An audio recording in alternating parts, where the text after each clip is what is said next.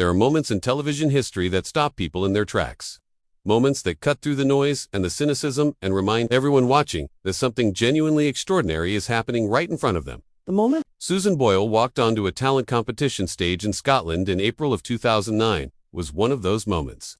She was 47 years old. She was nervous. She was not what the audience expected. And then she opened her mouth and sang, and the world changed for her in the space of a few minutes. What followed was one of the most remarkable stories in modern entertainment. But behind the voice, behind the overnight sensation, behind the record sales and the sold-out performances, there is a life that has been filled with far more struggle and pain than most people ever stop to consider. Susan Boyle was born in April of 1961 in Blackburn, a small town in West Lothian, Scotland. She was the youngest of 9 children in a close and loving family, and from early in her life it was clear that she had a gift for singing. She sang in church, she sang at home, she sang wherever music found her. But life in those early years was not easy. Susan experienced difficulties that set her apart from other children her age. She struggled in school in ways that confused and frustrated her. She was different, and children can be very hard on anyone who is different. She faced bullying and isolation during years when belonging and acceptance mattered enormously to a young person. For a long time, the explanation for those early struggles was not fully understood. It was only in her adult years that Susan received clarity about what had shaped so much of her experience growing up.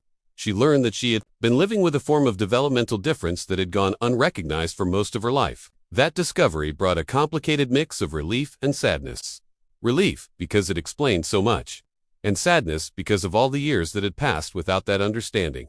Years during which she had simply been made to feel that something was wrong with her in ways that nobody could name. She lived at home with her mother for most of her adult life, and that relationship was the central one of her world for many years. Her mother Bridget believed in Susan completely. She encouraged her to sing, pushed her toward opportunities, and held the conviction that her daughter had something special to offer the world, even when the world had not yet noticed. Susan has spoken about her mother in interviews with a depth of love and gratitude that is genuinely moving. Bridget was not just a parent but a champion. The person who kept the dream alive during all the long quiet years when nothing seemed to be happening.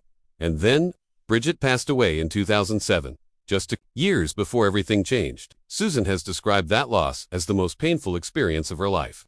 The person who had believed in her most completely, the person she had spent her days caring for and loving, was gone. The grief was enormous. And yet something in Susan decided, perhaps in honor of her mother, perhaps simply because the need to sing had never left her, to step forward and try. She auditioned for the television competition that would make her famous.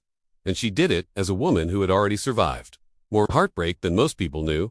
The reaction to her performance was overwhelming, in a way that was both wonderful and deeply difficult to process. Overnight, she went from being a largely unknown woman from a small Scottish town to being one of the most talked about people on the planet. Her audition video spread across the internet at a speed that was still relatively new in those years, reaching tens of millions of people within days. Her debut album, when it was released, broke records. She was suddenly everywhere, on magazine covers, on television programs, in newspaper headlines around the world. But the human being at the center of all that attention was someone who had spent most of her life in quiet and simplicity. Someone who had not been prepared for the sheer force of global fame arriving all at once. The pressure was immense. The scrutiny was relentless. People commented not just on her voice, but on her appearance, on her personality, on every aspect of who she was, often with a cruelty that was hard to understand given how much genuine joy her singing brought to people. She found the transition from her old life to her new one genuinely overwhelming. And there were moments when that showed publicly in ways that concerned the people around her.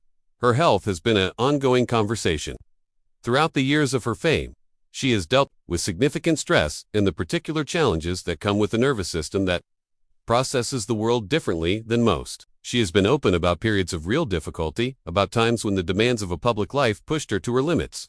She has had to learn, often the hard way, where her boundaries are and what she needs in order to stay well.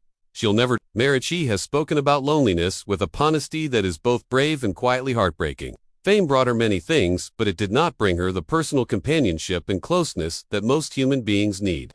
She has her faith, which has always been a deep source of comfort and strength for her. She has her music, which remains the truest expression of who she is. And she has the knowledge that her voice has moved people all over the world in ways that are real and lasting. At 64, Susan Boyle's story is one of extraordinary talent emerging from a life shaped by difficulty and loss. She never had it easy. She never had the advantages that smooth a person's path. She simply had that voice and the courage, perhaps inspired by a mother who never stopped believing, to finally let the world hear it. That is not just heartbreaking. That is also, in its own quiet way, completely beautiful.